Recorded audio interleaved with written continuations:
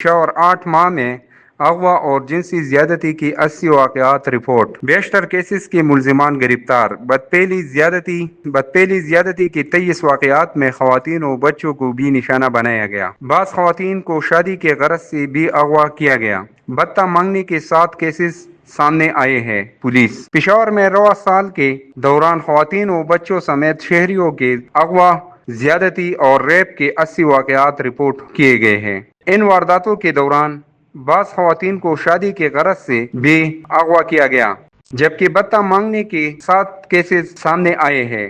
Police کے مطابق بیشتر کیسز میں ملزمان گرفتار ہو چکے ہیں۔ اس ضمن میں ملنے والے اعداد و شمار کے مطابق 2024 میں ماہ اگست تک ریپ کے 23 واقعات رپورٹ ہوئے تھے، جس کی تعداد رواں سال بڑھ کر 33 ہو گئی، جس پر دفعہ 376 کے تحت مختلف تھانوں میں مقدمات درج کیے گئے ہیں۔ اسی طرح دفعہ 377 کے تحت بدپیلی اور زیادتی کے 23 واقعات پیش آ چکے ہیں۔ ان واقعات میں خواتین و بچوں کو بھی نشانہ بنایا گیا ہے۔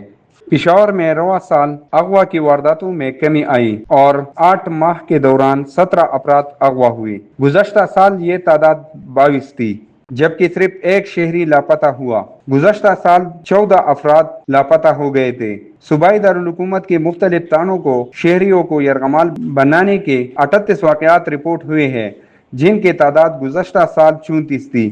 شہر میں لین دین اور دیگر تنازعات وغیرہ پر اغوا برائے تاوان کے 7 واقعات بھی رپورٹ ہوئے، جبکہ گزشتہ سال اغوا برائے تاوان کا کوئی واقعہ پیش نہیں آیا تھا۔ پشاور میں بھتہ کے 7 کیسز بھی سامنے آئے ہیں، جبکہ گزشتہ سال یہ تعداد 4 رہی تھی۔